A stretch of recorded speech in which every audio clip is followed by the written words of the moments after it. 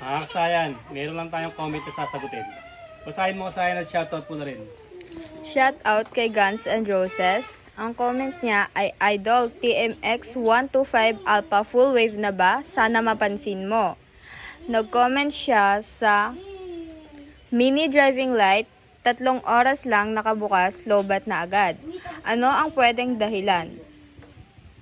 Siya kasayan na TMX 125 Alpha, Motorstar 125, Yaling, Rusi 125, pare-pares na yung mga stator nila. Ito siya kasayan, ganito yung gagawin natin para mas madali yung malaman. Pupunta lang tayo sa may stator. Siya. Pagpunta natin sa stator, hanapin natin yung ano. Ito yung stator natin, dito nakalagay ha, yung wire. Ito ngayon yung wire natin. Ito siya oh. Dito ngayon yung wire natin, yung wire harness natin. Ang hahanapin natin diyan, yung kulay yellow at saka yung kulay pink.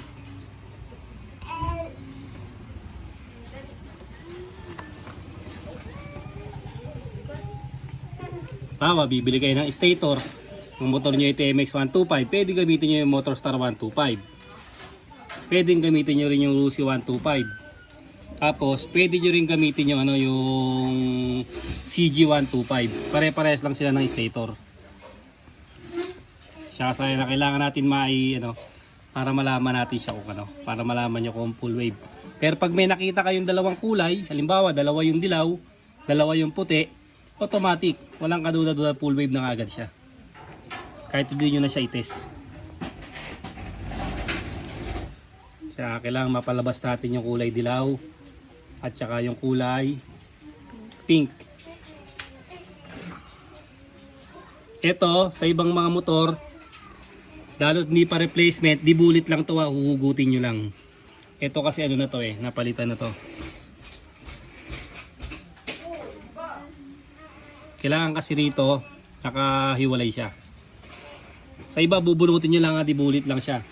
TMX 125, bulit lang yan. Hugutin nyo lang yung dilaw at saka yung kulay pink.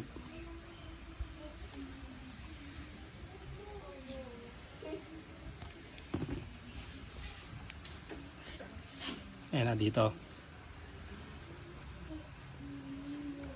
Walang kulay pink Kung walang kulay pink, yung isa niyang kulay puti.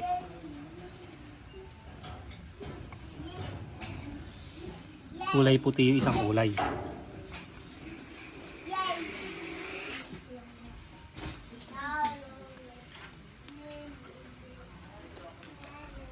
Yan. Eto na siya.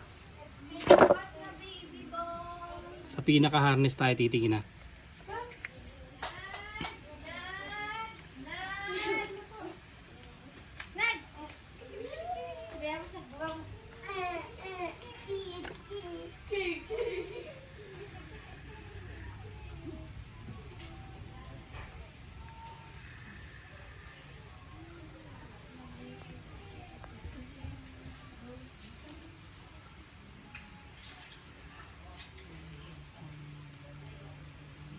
Dito sa dulong harness.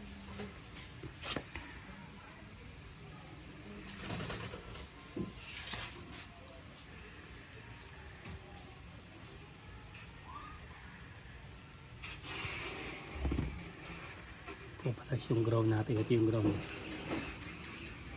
Ground to yung green. Tapos pulsar ground. Tapos pulsar yung blue white. Tapos ito na siya primary type yung stator niya. Pero ito yung malalaman kung full wave o ano.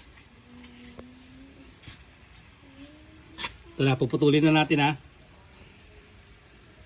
Basta sa iba di lang to, di hugot lang to.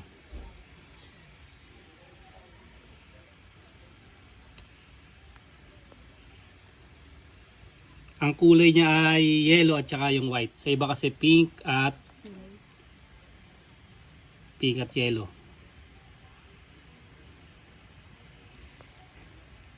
Yan, pag nahugot nyo na to,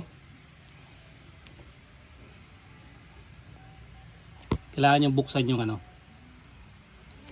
Yan. Ito, Ito ha, pink tsaka yung yellow at white. Tapos bubuhayin natin yung motor.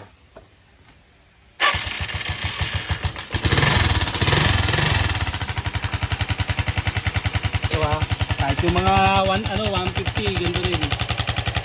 Storage tayo sa yan. Pero yung dapat na di umilaw, itong dalawa na to ha. Isa. Yan. Okay, walang ilaw. Okay ang ating ano. Tapos, pag nilagay natin ito, dapat umilaw siya. Ayan siya. Okay, ngayon pag binaligtad natin, dapat umilaw pa rin. Ayan siya kasayan ha. Okay, ibig sabihin full wave kasayan ha, full wave. TMX Alpha 125, Rusi 125. Ngayon kasayan, ito rin ang magiging ano. Tayo muna natin. Ito rin kasayan yung nagiging problema halimbawa hindi nagcha-charge yung motor nyo. Idadagdag na rin natin to.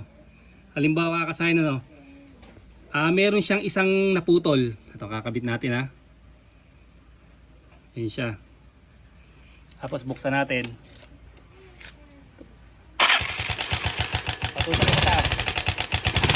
Ito may volt feeder. Kaya siya kasi hindi siya nagcha-charge.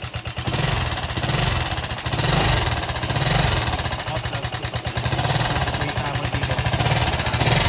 12.5 din nagcha-charge. Halimbawa yung kabila naman. Ito ha, kita niyo isa, nakatanggal yung isa. Halimbawa ito nag-umido, naputol, hindi siya nag-charge.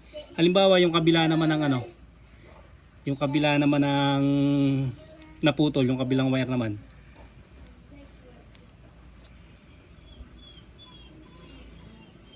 Kanina yung yellow, ngayon yung ano naman, yung white, kung halimbawang naputol.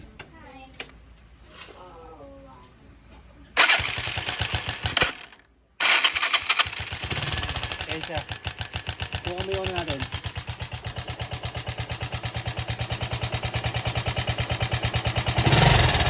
Hindi pa rin siya nagcha-charge. Ibig sabihin sa akin, kahit alin sa dalawa yung maputol dito, hindi siya magcha-charge. Dapat parehas silang gumagana.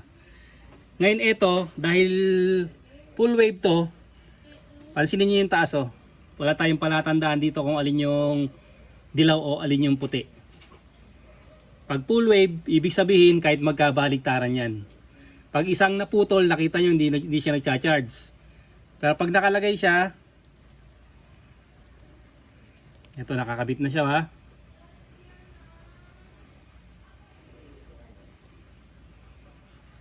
Ayan, pag nakakabit siya, testing natin. Nakakabit yung dalawa. Ay siya kasi nagcha-charge na siya. Okay, nagcha-charge na siya ha. Ito naman ngayon kung magkabaligtad naman. Ngayon, naka-charge siya, magkabaligtad naman yung paglalagay natin. Ganito ang full wave kahit magkabaligtaran siya.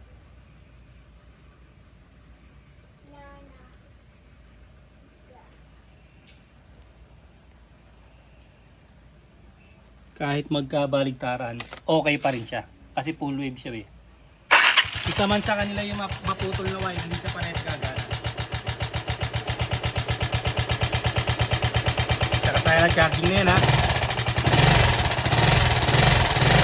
Ito yung stator niya kasaya no? Ito yung ibang stator. Kaya ito nakaputol yung isa kasi battery operated tayo ha. Ito yun ganito yung stator niya. Kaya pag nasira yung motor nyo, Rusi 125, Motorstar 125, TMX 125, pare-pares lang kayo ng stator. CG 125, pare-pares lang ha. Ganito yung inyong stator, yun yung kulay oh. Ito kulay puti. Ito naman kulay pink. Kaya siya kasahin ha. Kasi stock pa yung stator niya kaya puti. Parehas lang oh. Pang ano, ganito yung bibili nyo pang Rusi, pang Motorstar 125 at saka pang TMX 125, pare-pares lang CG 125. Pati yung mga 175, 150, mga full wave na yun. Salamat kay Guns N' Roses na nag-comment sa atin at meron tayong live vlog. Hanggang dito na lang mga kasayan. Salamat sa panonood.